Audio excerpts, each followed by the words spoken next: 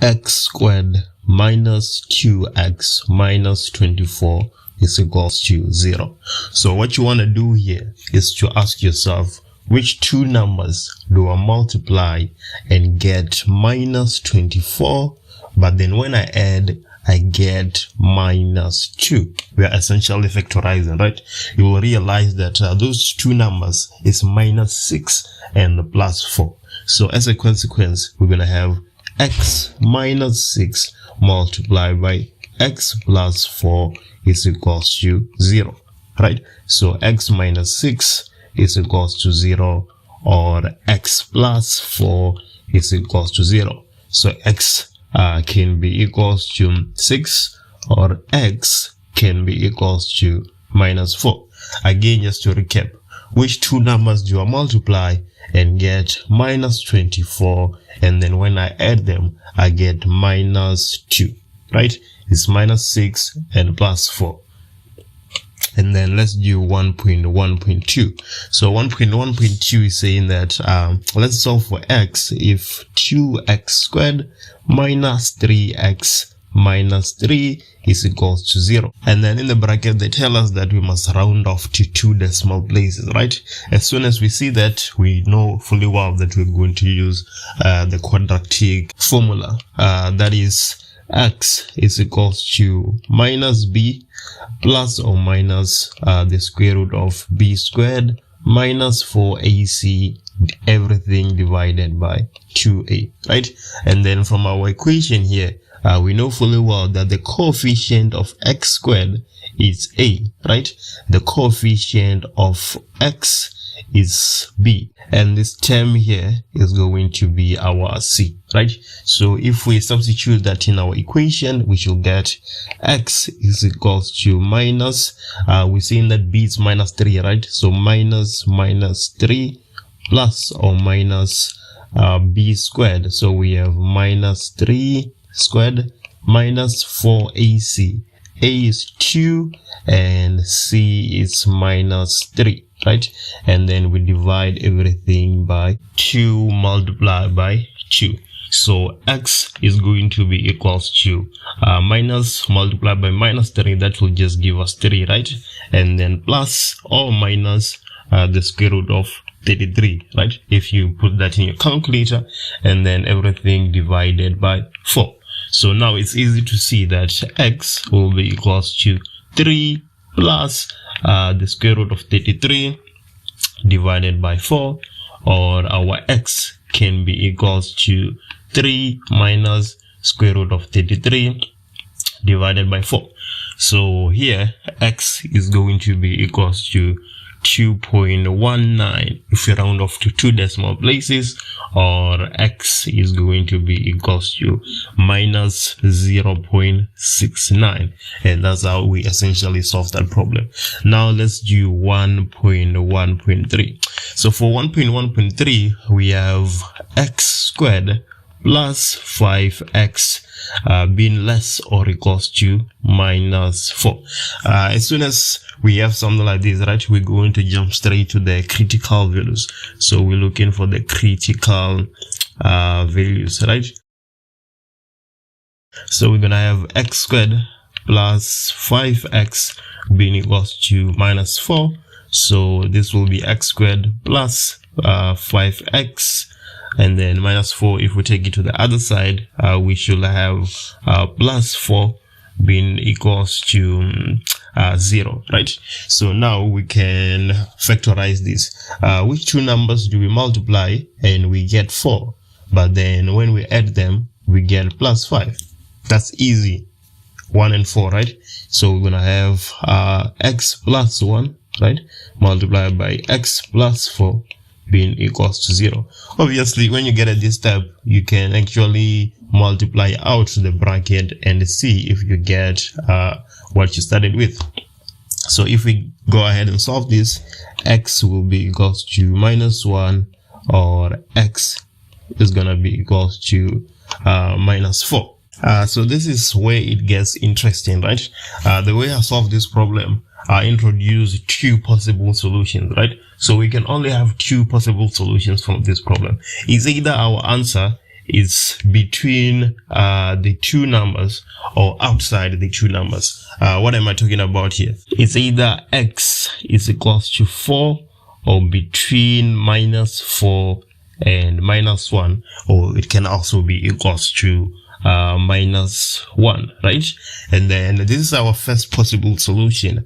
Our other possible solution is that our answer is outside that range, right? So what am I saying? We're saying that x is less or equals to -4 and x is greater or equals to -1.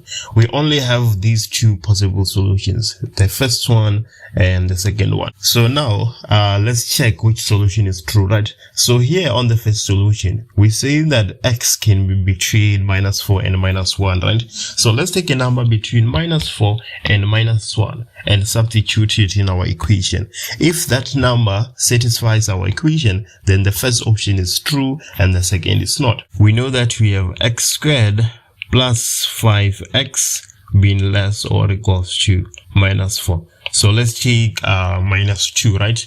Since -2 is between -4 and -1. So if we take -2, we're gonna get -2 squared plus 5 multiplied by -2 being less or equals to -4. So -2 squared, that will be 4, right? So we have 4, and then 5 multiplied by -2, that will be -10. So we have -10 being less or equals to -4. So we're getting -6 being less or equals to -4. And you can see that this is true, right? -6 is less than -4. So our first option is true. So this answer here cannot be correct, because when you take a number in this interval that we're proposing, it satisfies our equation. 1.1.4. So for 1.1.4, we have the square root of x plus 28 being equals to 2 minus x, right? So let's, square both sides here and see what happens. So we have the left hand side squared and then the right hand side squared. The left hand side, that will just be x plus 28, and the right hand side, so we have 2 minus x squared, right? So you say 2 multiplied by 2, that is 4, and then 2 multiplied by minus x, that is minus 2x, multiplied by 2, that will be minus 4x, and then minus x multiplied by minus x, that will be plus x squared, right? So let's take x and 28 to the right hand side, right? So we have 0 being equals to, so 4 minus 28, that will be minus 24, and then minus 4x minus x, that will be minus 5x, and then plus x squared, right? So now we factorizing that. Again, our key equation, which two numbers do we multiply? And we get minus 24, but when we add, we get minus 5. That should be minus 8 and positive 3, right? So 0 should be equals to x minus 8 multiplied by x plus 3. So now it's easy to see that x is equals to 8 or x is equals to minus 3. But then one between these two answers is not necessarily true, because we squared here and introduced solutions that might not be necessarily true. So it's up to us now to check which answer is that. So we're going to substitute 8 and we're going to substitute minus 3 in the equation and see what happens, right? So let me just substitute 8 real quick. So if I substitute 8 real quick on the left hand side, I get 6. And then let me check what happens on the right hand side. On the right hand side, I'm getting minus 6. Clearly 8 doesn't satisfy our original equation, so we have to show here by saying that x is not equals to 8. Let's see if we can solve for x and y simultaneously. If 2y is equals to 3 plus x, right? And 2xy is equals to x squared plus 4y squared. So what are we saying? We're saying that 2y is equals to 3 plus x, right? We're not going to do anything new. We're going to do what we always do. We're going to take one variable and make it the subject of the formula. You should be able to see here that if we make y the subject of the formula, then we're going to have to divide both sides by 2, which will make our equations more complicated because we're going to have fractions, right? But then if instead we make x the subject of the formula, then we won't have a fraction, and that will be easier to deal with. If I want to make x the subject of the formula, I'm going to get 2y minus 3 is equals to x, right? Now x is the subject of the formula, and I can call this equation 1, right? Now let's look at the other equation. The other equation, we have 2xy plus 7 being equals to x squared plus 4y squared, right? And then we can call this equation 2. So what we want to do at this step, we want to substitute equation 1 into equation 2, right? We want to substitute equation 1 into equation 2. So how do we do that? Everywhere where there is x in equation 2, right? Everywhere where there is x in equation 2, we're going to put 2y minus 3. So if we do that, we're going to get 2, let's say 2y, and then in place of x, we're going to have 2y minus 3, right?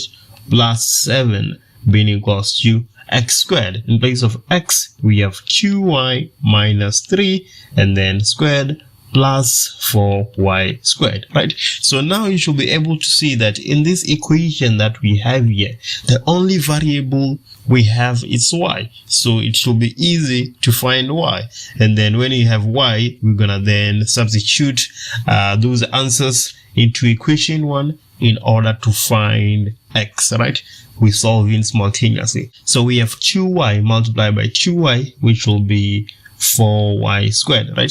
And then we have 2y multiplied by minus 3, which will be minus 6y, and then plus 7, all being equals to, so we have 2y minus 3 squared, right? So we say that 2y multiplied by 2y, that will be 4y squared, right? That will be 4y squared.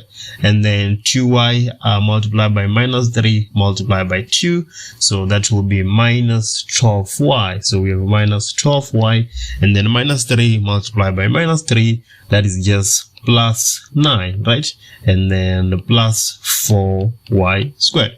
So on the left hand side, we have 4y squared minus 6y plus 7 being equals to.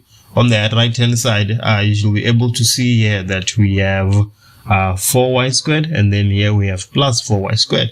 So that should give us 8y squared, and then minus 12y plus 9, right? Now we can take everything on the right hand side to the left hand side, right?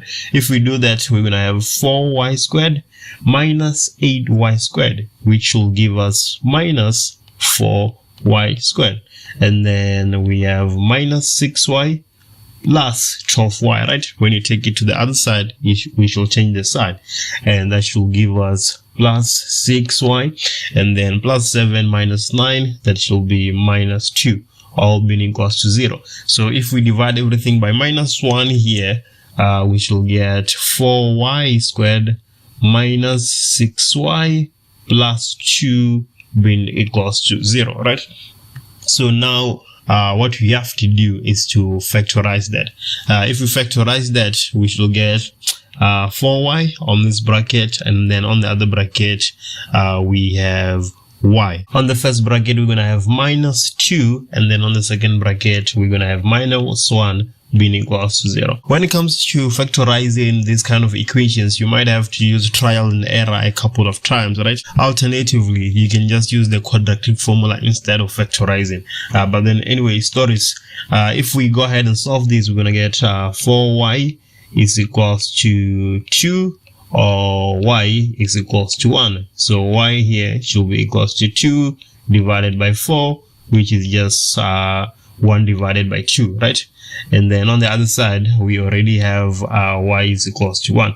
So it's either y is equals to 1 or y is equals to a half, right? Now we need our corresponding x values. What is the value of x if y is a half? We have to go back to our equation 1, right? Our equation 1, we said that 2y minus 3 should be equals to x. So if y is a half, then we're going to have 2 multiplied by a half minus 3 being equals to x. So 2 multiplied by half, that is 1 minus 3 being equals to x. So minus 2 is equals to x. But that's if y is a half. But what if y is 1? Then we're going to have 2y minus 3 being equals to x. And then 2 multiplied by 1 minus 3 is equals to x. And then minus 1 is equals to x, right? So we have x being either equals to minus 2 or x being equals to minus 1. And that's essentially how we solve that problem. And now the more interesting one is actually 1.3. Let's solve 1.3 and see what happens. So 1.3 is saying that the roots of an equation x is equals to minus n plus or minus the square root of n squared minus 4mp divided by 2m, where m, n, and p are positive real numbers. The numbers m, n, and p in that order form a geometric sequence. Prove that x is a non-real number.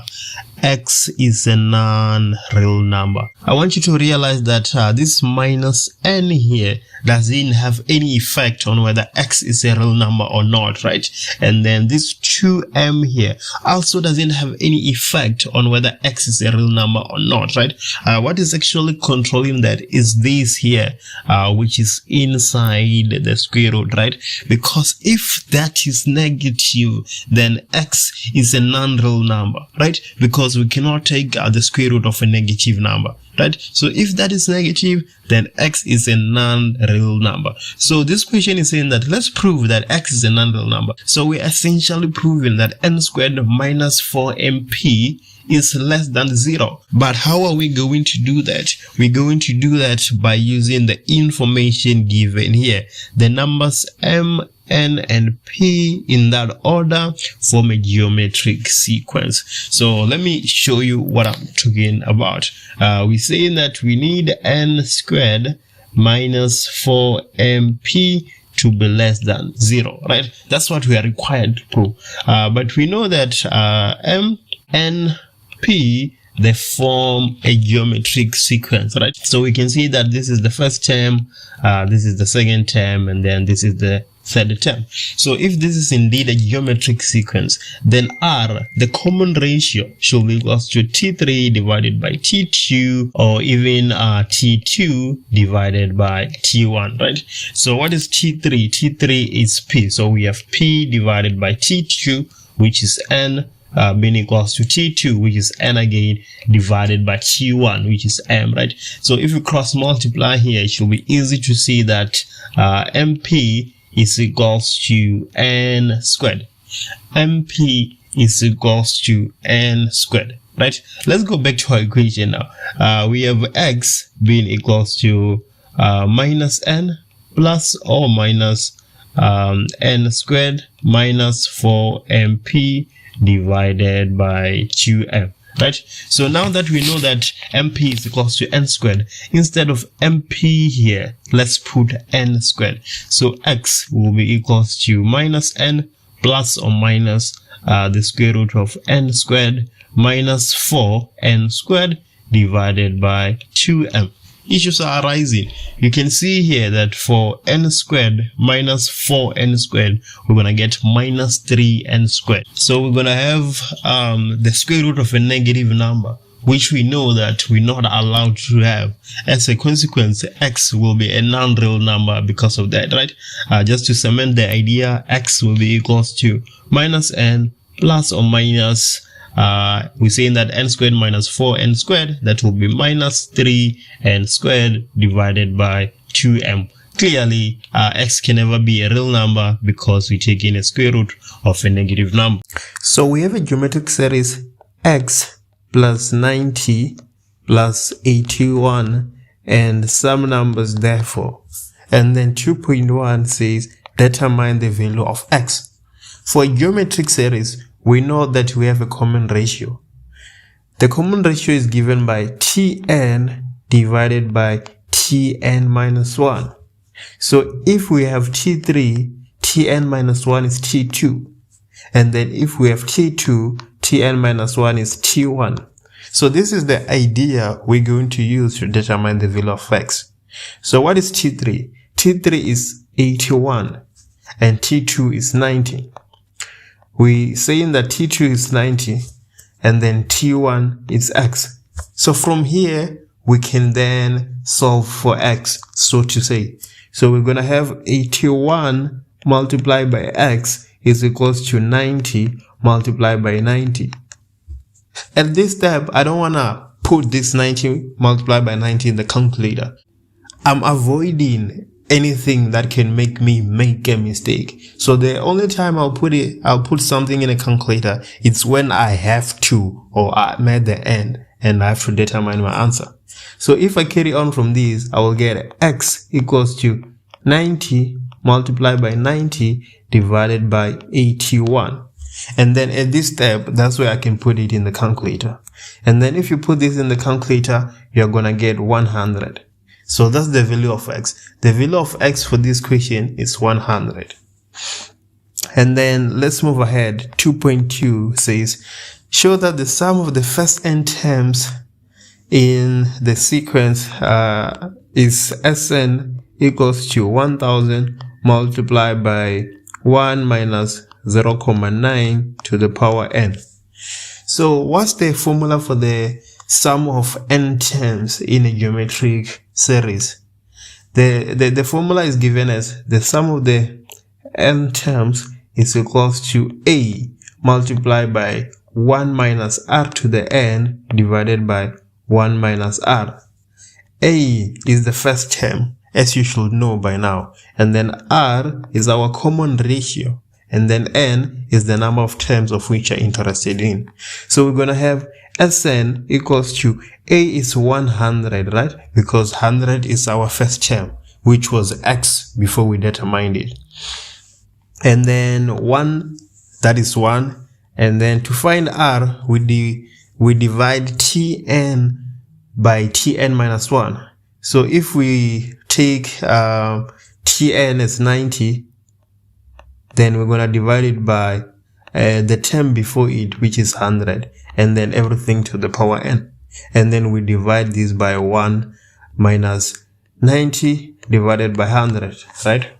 Then this will be equals to 100 multiplied by 1 minus 90 divided by 100, that is 0.9 to the power n, everything divided by 1 divided by 10.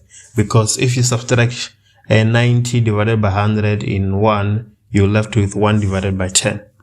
So from here, we're going to say, we know that if we have a multiplied by b, everything divided by c, this is the same as a divided by c, everything multiplied by b. So if we apply that idea here, we're gonna get 100 divided by 1 divided by 10 multiplied by 1 minus 0.9 to the power n. And then 100 divided by 1 divided by 10, that will give you 1000 multiplied by 1 minus 0.9 to the power n, which is what our equation asks us to show. And then 2.3 goes on to say that calculate the sum to infinity. After I calculated Sn, I know that the sum to infinity is going to be 1000. Why am I saying that? I'm saying that because I know that the sum to infinity is just a divided by 1 minus r. And then that's how we got 1000. We got it from a divided by 1 minus r. But then let's go ahead and show that. We know that the sum of infinity, like we're saying, is a divided by 1 minus r. What is a? A is 100, and then 1, and then r is 0.9. If you put that in the calculator, you get 1000. Here we have a quadratic number pattern, the first term being minus 145, the second term being minus 122, and the third term being minus 101. And then the first question says, write down the value of T4, the fourth term, the term coming after minus 101. So the thing we can do, we can find the first difference first, and then we find the second difference, and then we just add on to find the fourth term. So if we subtract minus 145 from minus 122, we get 23.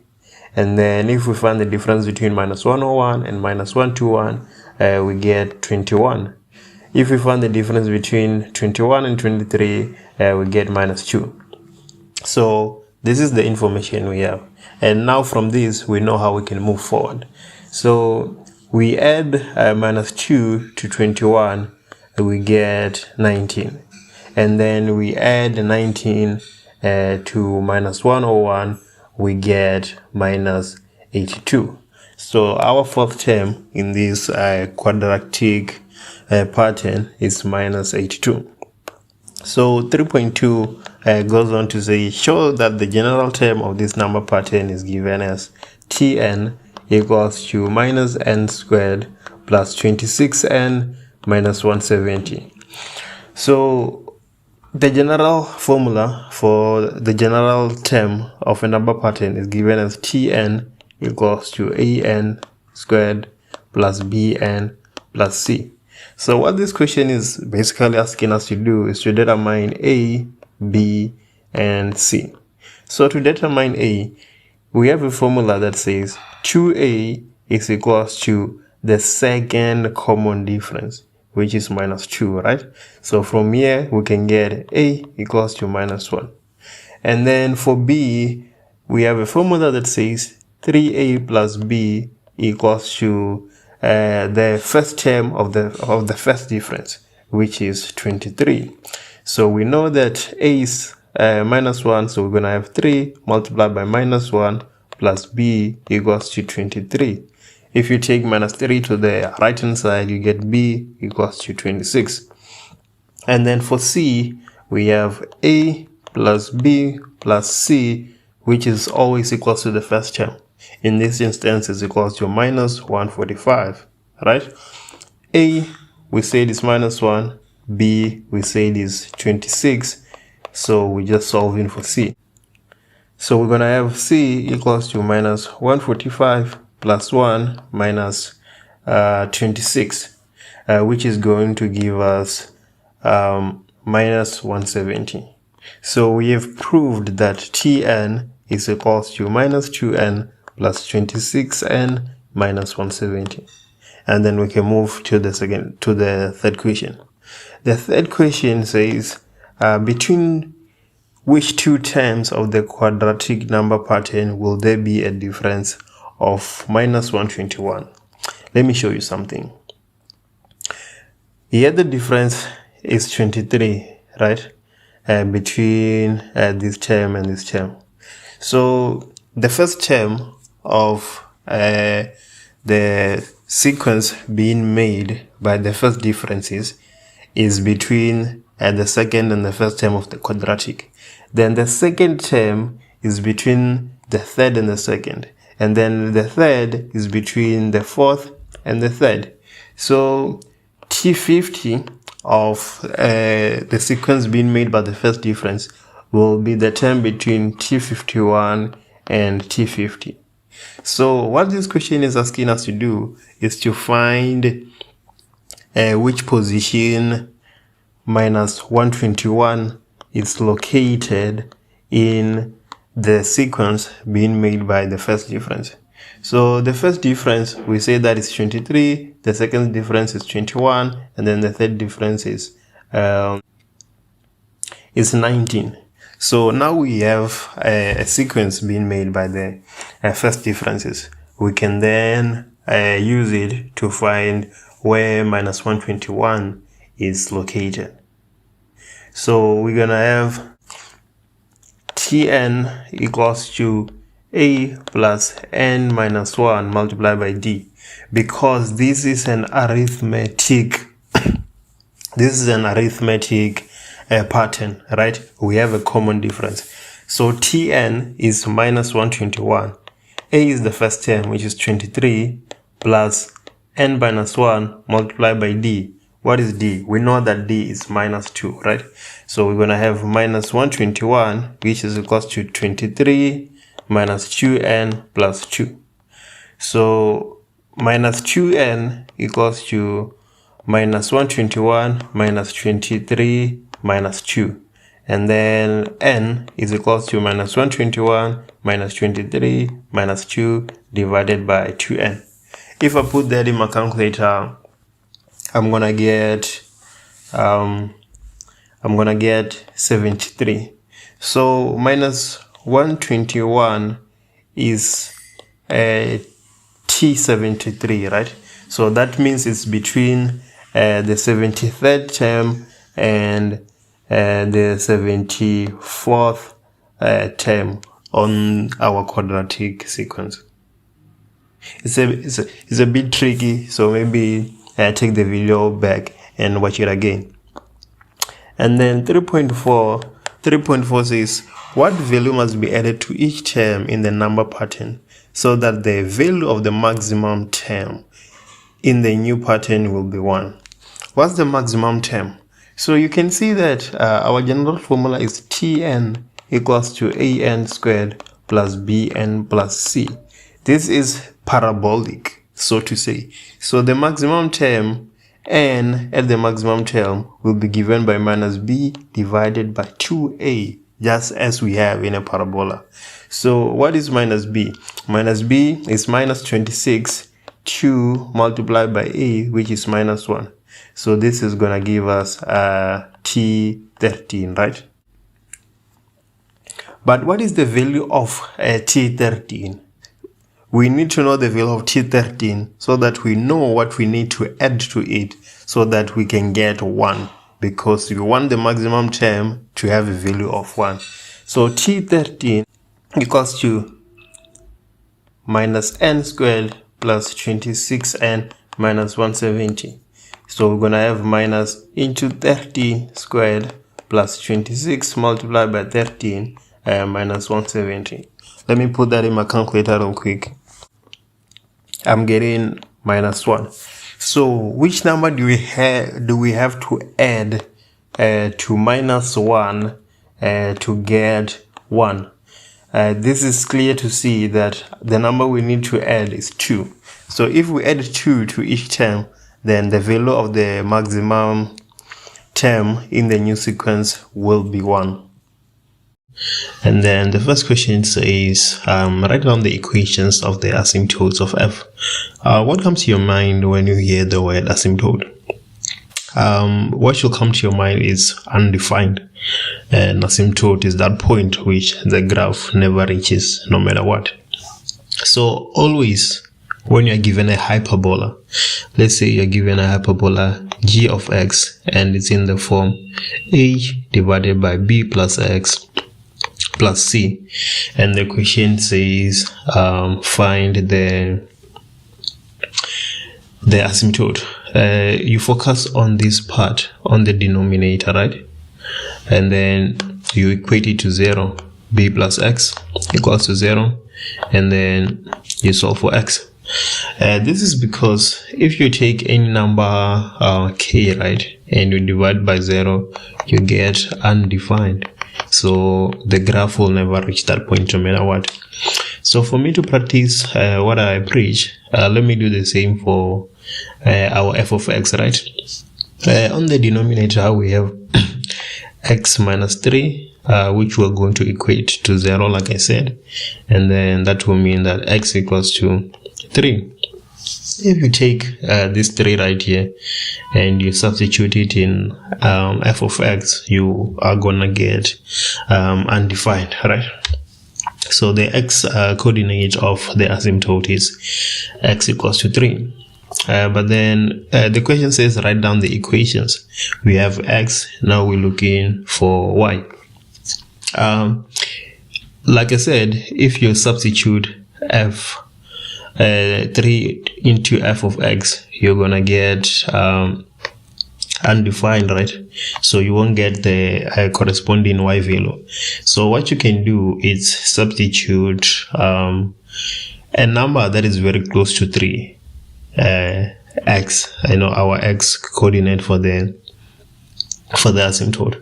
So what you can do is substitute 2.999999, or you can substitute 3.01111. If you do that, you're gonna realize that you will get a number that is approximately 2, and that will be the y coordinate of the asymptote. Using our example of a general formula of a hyperbola g of x, the x coordinate of the asymptote will always be equals to minus b, right? B being, this value that we have here, and then the y coordinate of the hyperbola will always be equals to c. So in this instance, y is equals to 2, right? And that's how you can sort of determine an asymptote. Let's move ahead. 5.2, it says write down the domain of the graph. The domain is every value of x where the graph is where the equation is defined, right? So because the f function is defined everywhere except at the asymptote, right? So we have already established that x cannot be 3 for our f of x, right? So the domain of f of x will there be x can be an element of any real number, but just not 3. That's all we need. If you plug in any number into f of x, you're gonna get a corresponding y except at 3. So x is an element of a real number except at x equals to 3. Or if you don't want to write it like that, you can say x is either greater than 3 or x is less than 3. Yeah, then that's also true. Let's move ahead. We have 5.3. It says determine the coordinates of the x-intercept of f. What comes to your mind when you hear the word x-intercept? When I hear the word intercept, x-intercept, I think y equals to 0, because an intercept is where the graph cuts on the x, and when it cuts on the x-axis, y is supposed to be 0. So we're just going to take our function and let y be 0 so that we can find the intercept. So for f of x, we're going to have 0 minus 1 divided by x minus 3 plus 2. We subtract 2 from both sides, we get minus 2 equals to minus 1 divided by x minus 3. If we cross multiply that, we get minus 2x plus 6 equals to 1. Take 6 to the other side, minus 2x equals to, this is minus 1. You take 6 and then it becomes minus 6. This will be minus 7, and then x equals to 7 divided by 2. That's the x-intercept, and then the point is the x value is 7 divided by 2, and then the y is 0, right? Because at the x-intercept, y is equal to 0. That's what we assumed when we were calculating x. The next question, y-intercept, we let x be equals to 0, and then we solve for y. For this equation, we're gonna have y equals to minus 1 divided by x. No, we're letting x be equals to 0, so this will be 0 minus 3 plus 2. This will give us 1 divided by 3, this negative and this negative, and then we have plus 2. And then here, the way I do it, I give 2 a denominator of 3 so that I can just add the numerators, right? So this will be 1 divided by 3 plus 6 divided by 3. This is equals to 2. And then I'll just have 1 plus 7 on the numerator. You take a common denominator, then this will be 7. Oh, this is 6, I'm sorry. This will be 7 divided by 3. So that's the value of y for the y-intercept. Then the point will there be for 0, and then y is 7 divided by 3. Let's move ahead. 5.4. Last but not least, draw the graph of f. Clearly show all the asymptotes, intercepts, and intercept with the axis. So asymptotes and intercepts. Yeah, I'm just writing that down so that I don't forget. Let me increase this space, and then okay, yeah, there we go. We have our y-axis there, and then we have our x-axis there, and then yeah, obviously it's still running, it doesn't end there. Asymptotes. Okay, let's go up and look for our asymptotes. The y asymptote is 2, and the x asymptote is 3. So here the x asymptote is 3, the y asymptote is 2, right? So if you're dealing with a hyperbola, you will then sort of have a new set of x's, right? That's the asymptote there running, and then this is the asymptote there running. At this point, you should know that when you are given a hyperbola, it's either you will have a graph here and another one here, or you will have one here and another one here. But then what determines that? I determine it using the equation, right, for the function. So let me write that down and take you through it. So the equation is f of x equals to minus 1 divided by x minus 3 plus 2. Look at the x. We have this 3 here, right? So here we have 4, we have 5 going forward. So what we can do is just ignore the 2 because it's a constant, and the minus 3 on the denominator, right? So let's just put minus 1 divided by x, right? If you keep on increasing x here, so x is going up, right? This value becomes smaller and smaller, right? But then because we have a negative here, it's becoming smaller from the negative side, so it's sort of increasing in a way, right? So y will go up when x goes up, and then that will mean that when x goes down, y goes down. In the first quadrant here, when x increases, y will go down for a hyperbola, right? On the second, x is increasing, we're not interested on that, and then on the third is doing the same. But then on the fourth, that's where when x increases, y also increases. So the first swing will be this side. Suppose you cut here on the x-axis, and then it will be like that, and then another wing will be on the second quadrant, or made by the asymptotes, right? And then another thing is supposed to indicate is the intercepts. For y, it's 7 divided by 3, so I'm assuming 7 divided by 3 somewhere here, and then for x it's 7 divided by 2, so 7 divided by 2, I'm assuming it's somewhere here. So we have indicated the asymptotes, we've indicated the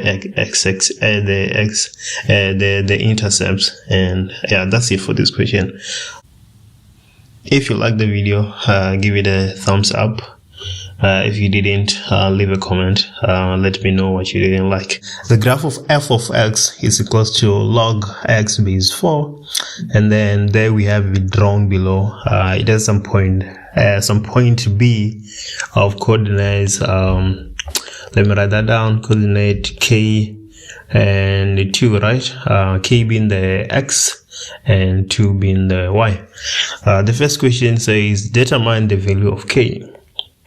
K is the x coordinate of b. So because we have the function given to us, we're going to substitute 2 in place of y, and we substitute k in place of x, right? So our function is given by y equals to log base 4, and then we have our x over there. So in place of y, we're going to put 2 because that's the y coordinate of b, right? And then in place of x, we're going to put k because that's the x coordinate of b. So now the only variable we have is k, which is what we are solving for. So this is going to give us 4 to the power of 2 equals to k. If you don't know how this comes about, it's a log rule, which says that if you have some log b base a, then which is equals to some number n, then this is the same as a to the power n equals to b. Is what we did here on this equation we have here to determine k. So 4 to the 2 is 16, right? So in this instance, k is equals to 16. We just use this log rule that we have here. So every time the base of the log can carry the number on the other side, and it will be equal to this number here. In this instance is k. Let's move ahead. 6.2, it says determine the values for which f of x is greater or equals to -1 and is equals to or less than 2, right? So what is f of x? F of x is log base 4x, right? And it's saying we're supposed to find the x values for which is of which this is greater or equals to -1, right? And then the other one is when it's less or equals to 2. But let's just start with this. So basically we have this, and the question is just asking us to solve for x.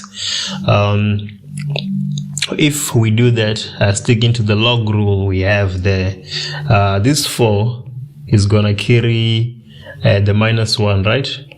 And then this will all be greater or equals to x.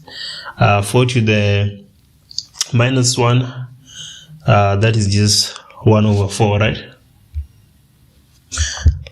So x is supposed to be less or equals to 1 divided by 4. And then the other scenario we have is when this function log base 4x is less or equals to 2. We're just going to do the same thing. The 4 is going to carry the 2, and then this will be less or equals to x, right? 4 to the 2 is 16.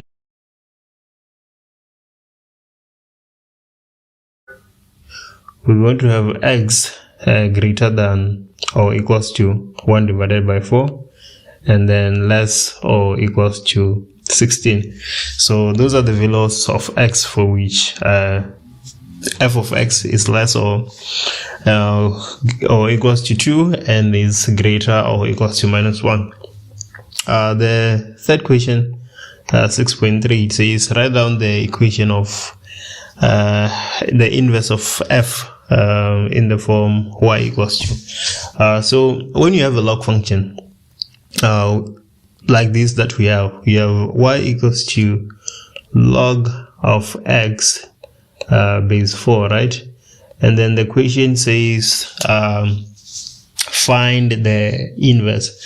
What you're supposed to do is you're supposed to swap x and y, and then solve for y.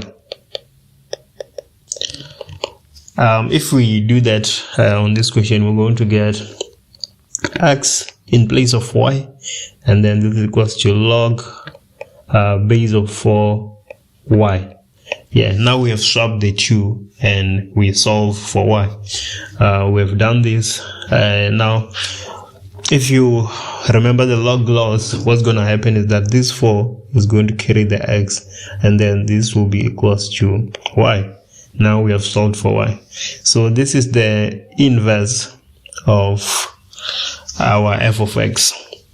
6.4, last but not least, it says for which values of x will x multiplied by the inverse of f be less than 0. So let's go ahead and do that. Yeah, it might look scary, but it's really not. You just have to stick to the basics. So we have x being multiplied by 4 to the power x, because 4 to the power x is the inverse of f, and then we say for which values of x is this less than 0. This can never be less than 0, right? This part here, 4 to the power x, can never be less than 0. So the question is really on this part here, this x that's multiplying. This x which is multiplying is less than 0 for every value which is less than 0, right? So we're gonna be multiplying a positive number by some negative number in order to get a number that is less than 0. So for which value of x, for every value of x that is less than 0, this whole expression will be less than 0, right? So the answer is basically just x less than 0, and then that's it for this question. Most people don't know this, but we actually have an equation for the turning point of a quadratic function and the range, and I'm going to use those exact formulas to answer this question. Let's look at 7.1.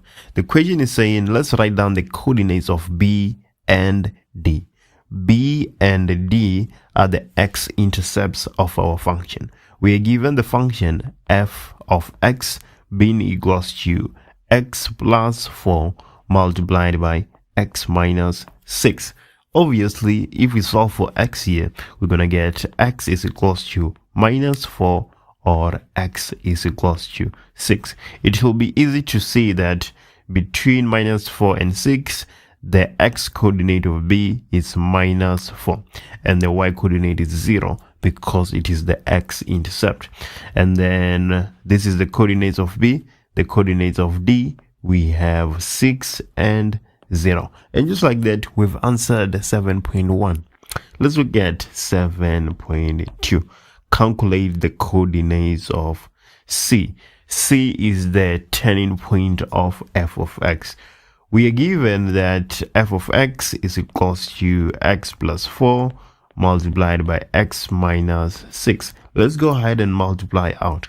If we do that, we're going to get x squared minus 6x plus 4x minus 24. So we're going to have x squared minus 2x minus 24. If we want to find the x value of c, we say minus b divided by 2a, where b is the coefficient of x. It happens to be minus 2 divided by 2a. A is the coefficient of x squared, which is 1. So 2 divided by 2, that is 1. Now we come to the y value of c. This is what I was referring to. We actually have a formula for that. We can substitute back into our equation, but we don't really have to do that. The formula, it is c minus b squared divided by 4a. So what is the value of c? The constant. That is minus 24. So we're going to have minus 24 minus b squared. B is minus 2. We square that and we divide by 4a. A is 1. So we're going to have minus 24 minus, what is minus 2 squared? That is just 4. You divide that by 4, we just get minus 1. So minus 24 minus 1, that is minus 25. So the coordinates of C, we have 1 as the x value and minus 25 as the y value. Let's go ahead and do 7.3. 7.3, we're looking for the range of f. F is concave up. If f is concave up, then the range will be given by y is greater or equals to y at the turning point. But we know that y at the turning point is minus 25. So y is greater or equals to minus 25. Just like that, we've answered 7.3. 7.4. Let's look at what the question is saying. Given that theta is equals to 14.04 and the tangent to f at t is perpendicular to AE 7.4.1, let's calculate the gradient of AE. If we're given the angle, then it will be very easy to compute. We know that tan of theta is equals to the gradient of that line. It happens to be AE in our case. So we're going to have tan of 14.04 being equals to the gradient of AE. If you put that in your calculator, you're going to get 1 divided by 4 being equals to the gradient of AE. Let's look at the equation that follows, 7.4.2. Let's calculate the coordinates of t. We are told that t lies on a tangent that is perpendicular to AE. So we can find the gradient at t with ease. Because if the tangent is perpendicular to AE, then the gradient of the tangent multiplied by the gradient of AE will give us minus 1. So the gradient of the tangent multiplied by AE, that is 1 divided by 4, is equals to minus 1. So the gradient of the tangent will be minus 1 divided by 1 divided by 4. If you solve that, you should get minus 4 as the gradient of our tangent. The tangent touches f of x at t. So we can derivate f of x and find f of prime x. And then that is how we're going to get to the x value of t. So if we do that, f of x at this point, we know it is equals to x squared minus 2x minus 24. If we derivate this, we're going to get f prime of x being equals to 2x minus 2. And that's it. We know that the gradient at that point is minus 4. So we can say that 2x minus 2 is equals to minus 4. What are we trying to do here? We're trying to find the value of x for which the gradient is minus 4. And we know that the gradient is minus 4 at t. That's why we are doing this. So we're going to have 2x being equals to minus 2 plus 2. That will be minus 2. So x is equals to minus 1. Now we can substitute this value into f of x. So f of minus 1 will be equals to minus 1 squared minus 2 multiplied by minus 1 minus 24. This will be 1 plus 2 minus 24. So we have minus 21. The coordinates of t, the x value is minus 1 and the y value is minus 21. The last question, 7.5. A straight line G parallel to AE cuts F at K and R. Calculate the x coordinate of R. Right, so what we are going to do here, we're going to find the equation of G. We are going to find G of x. And then after finding G of x, we can equate G of x and f of x. And then we're going to find the x coordinates of which they touch, which happens to be K and R. So our first step, let's find the equation of G of x. So we're given the gradient of G of x. So to say, it is said to be parallel to AE. The gradient of AE is 1 divided by 4. So the gradient of G of x should be 1 divided by 4. Now we just need to find C, but we're given K, a coordinate on G. So C should be quite easy to find. If we substitute K, we're going to get minus 9 being equals to 1 divided by 4 multiplied by minus 3 plus C. So minus 9 plus 1 divided by 4 multiplied by 3 is equals to C. So C is equals to minus 33 divided by 4. So G of X is equals to 1 divided by 4x minus 33 divided by 4. We need to equate this to f of x. We're going to be able to find the two x values for which f of x and g of x touches. That is how we're going to get the x coordinate of R. So let's go ahead and say that g of x is equals to f of x. So g of x is a half x minus 33 divided by 4. And then f of x, on the other hand, we have x squared minus 2x minus 24. So if we rearrange this, we're going to get x squared minus 2x minus 1 divided by 4x, and then minus 24 plus 33 divided by 4 being equals to 0. It will be wise for us to multiply out by 4 because we have 1 divided by 4 and 33 divided by 4. If we multiply it by 4, everything sits down. So let's go ahead and do that. We're going to have 4x squared minus 8x minus x, and then 24 multiplied by 4. So that is 24, 48, 96 plus 33 being equals to 0. So if we solve that, we're going to get 4x squared minus 9x minus 63 being equals to 0. So now it is just a matter of factorizing. You can use the quadratic formula because of this coefficient of 4. It becomes really hard to factorize using your mind without the aid of a calculator.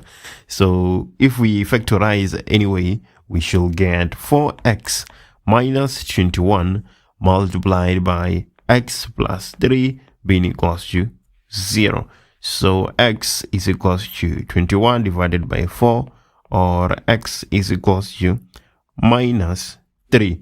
We know that x is equals to minus 3 is the x value of k. That just tells us that x is equals to 21 divided by 4 is the x value of R. So 9.1 says determine f prime x from first principles if it is given that f of x is equals to 2x squared minus 3x. What you can do when you have a question like this, you can do it using the power rule first, right? So if I do that, I get f prime x is equals to 4x minus 3. So in a way, when you use the first principles, you already know what the answer is supposed to be. So let's go ahead and do that. We're gonna have f prime x is equals to the limit as h tending to 0 of f x plus h minus f of x divided by h, which is equals to the limit as h tending to 0. So f of x plus h, everywhere where there is x, we're going to put x plus h, right? So we're going to have 2, and then in place of x we put x plus h squared, right? Minus 3, in place of x we put x plus h, and then we can close that bracket, and then we subtract f of x, right? F of x that's 2x squared minus 3x, and then we can divide everything by h. So we have the limit as h tending to 0. So now we're supposed to square x plus h, right? So we're gonna have 2 multiplied by x multiplied by x is x squared, x multiplied by h, that's xh multiplied by 2 is plus 2xh, and then h multiplied by h, that is just h squared, minus 3x minus 3h, and then we subtract f of x from everything. So we're gonna have 2x squared minus 3x, and then we divide everything by h, right? So it goes to the limit as h tending to 0. So now we have we multiply in this expression here by 2, right? So we're gonna have 2x squared plus 4xh plus 2h squared minus 3x minus 3h, and then let's multiply out this bracket here by minus, right? So we're gonna have minus 2x squared plus 3x divided by h. At this step, every term that doesn't have an h is supposed to fall apart. So if after this step you still have a term that has x and then it doesn't disappear, then you have done something wrong. So this 2x squared is going to be neutralized by this 2x squared, and then minus 3x, we're going to add 3x, and then it's going to be gone. And then now we're just left with terms that have h. So we're going to have the limit as h tending to 0 of 4xh plus 2h squared minus 3h divided by h. Now we can take h as a common factor. We're going to have the limit as h tending to 0, h 4x plus 2h minus 3 divided by h. H and h, they cancel out. Now we have the limit as h tending to 0 of 4x plus 2h minus 3. H is tending to 0, so we're just going to have 4x minus 3, which is the same as when we use the power rule. So what we have done here is correct. So let's move ahead. 9.2.1 says determine dy dx if y equals to 4x to the 5 minus 6x to the 4 plus 3x.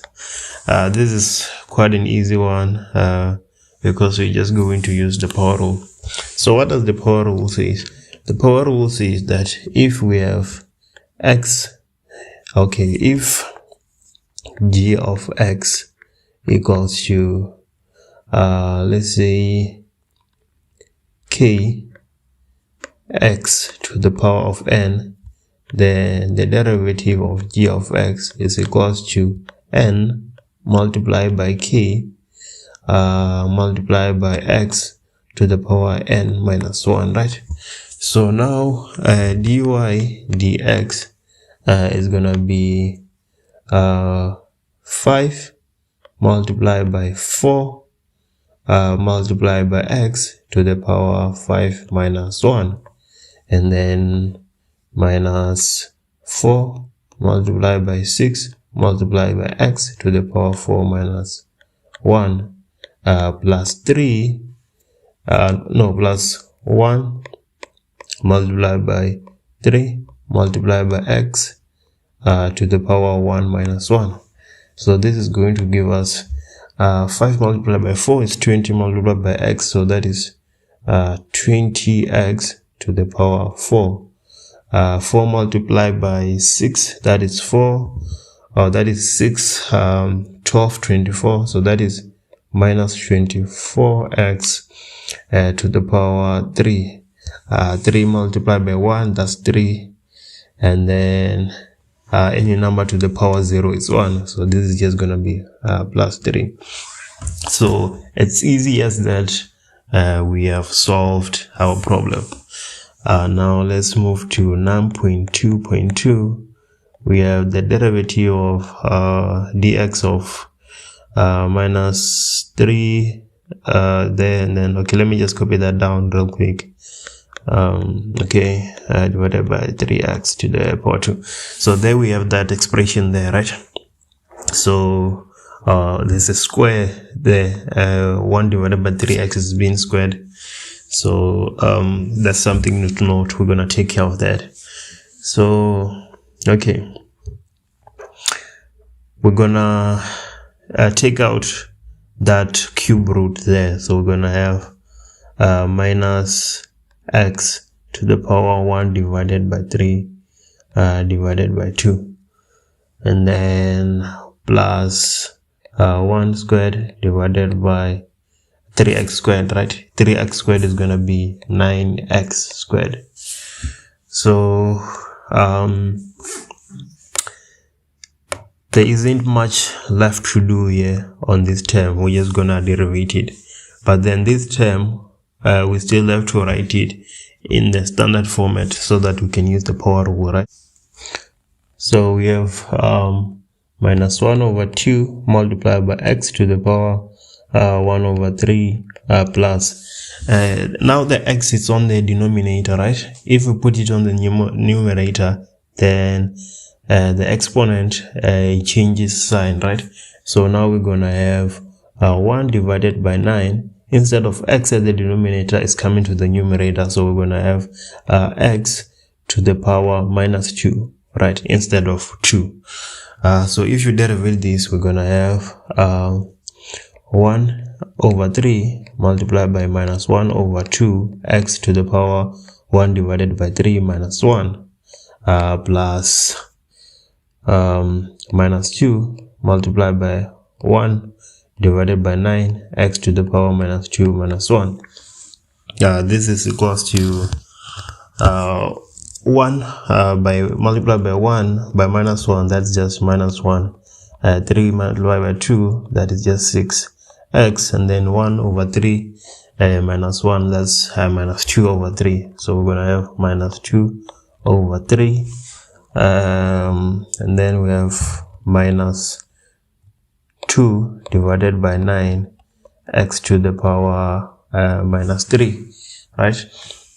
Now we have derivated our equation, but then we cannot leave it with negative exponents because that's not how we found it. Now we have to take it back, and doing that we had minus 1 divided by 6 multiplied by x. It had a negative sign, now the sign becomes positive, right? 2 divided by 3 minus 2 divided by 9x, instead of minus 3, now it's just 3, right? And then this is our d of x. For which values of k will this equation have one negative and two distinct positive rows? This is one of those questions that people usually run away from, but we're about to do it in a couple of minutes. Let's look at 10.1. Show that a is equals to minus 1 and b is equals to 6. Let's look at the information we have. We're given the equation for the graph h of x. It is said that h of x is equals to ax to the 3 plus bx squared. What information do we have? We are given 2 points, one at the origin. Our second point is another turning point at x is equals to 4. We have two variables, a and b. generally we would need two equations. Let's substitute b and see where we end up. If we do that, the value of h of x will be 32, and the value of x will be 4. So 4 to the power 3 plus b 4 to the power 2. We're going to have 32 being equals to 64a plus 16b. Let's make b the subject of the formula since it has the smallest coefficient. If we do that, we're going to have 32 minus 64a being equals to 16b. We can divide both sides by 16. If we do that, we're going to get 2 minus 4a being equals to b. We can say that this is our equation 1. Which other information do we have? We can still exploit this very point. It is at the turning point. So we can find the derivative of h of x and still substitute the same coordinate. We say that h of x is equals to ax to the power 3 plus bx to the power 2. If we derivate this, we're going to get h prime of x being equals to 3ax squared plus 2bx.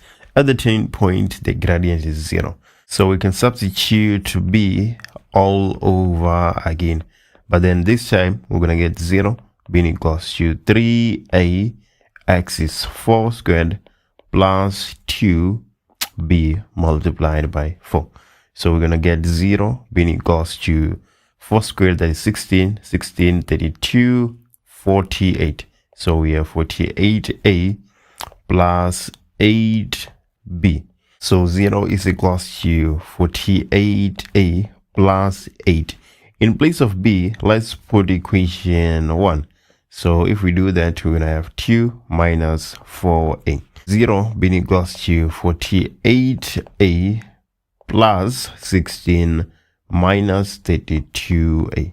Minus 16 will be equals to, what is 48 minus 32?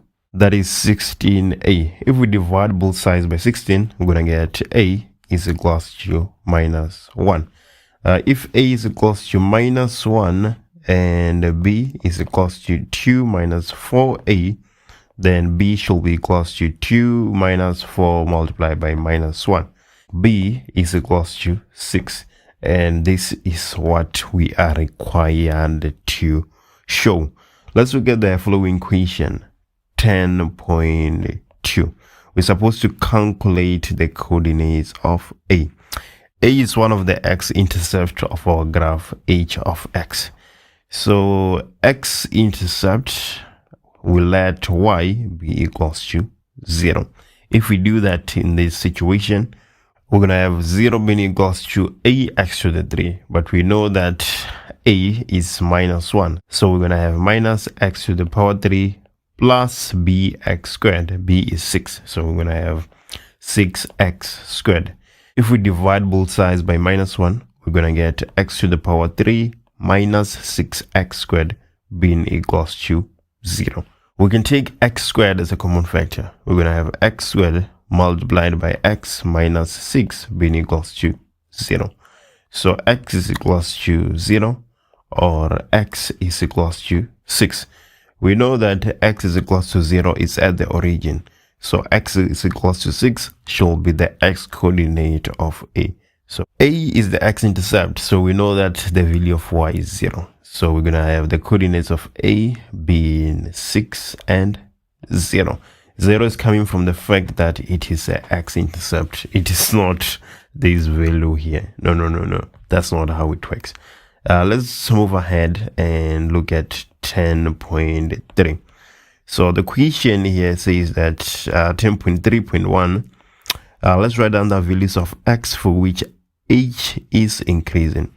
We need the values of x for which h is increasing. H is increasing when the slope is positive. From 0, that's our turning point, up to x is equals to 4. Another turning point. So it is increasing in between 0 and 4. At 0 and at 4, it is stationary. It is neither increasing or decreasing. So we can say that when x is between 0 and 4, our condition is satisfied. Let's move to the following question. 10.3.2. The values of x for which our function is concave down. So let me show you something.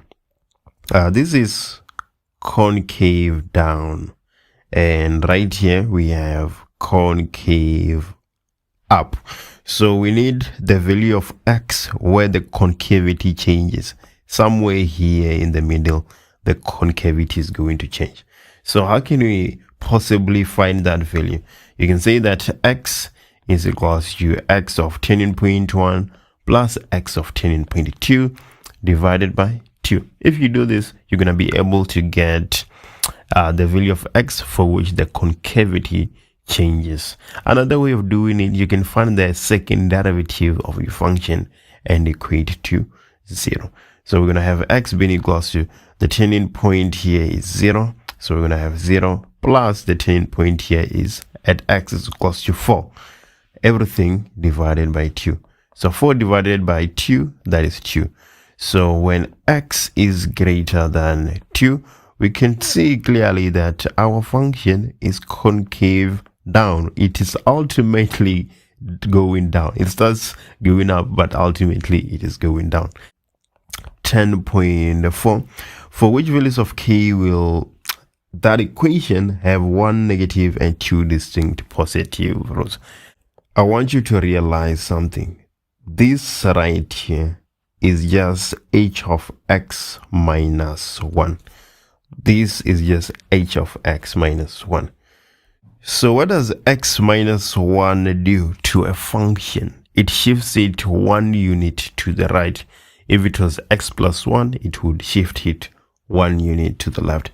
So let's just go ahead and shift this function 1 unit to the right first, and then we're going to look at everything else after. So if we shift it 1 unit to the right, then it should look something like this. If it is shifted 1 unit to the right, the positions of our intercepts changes.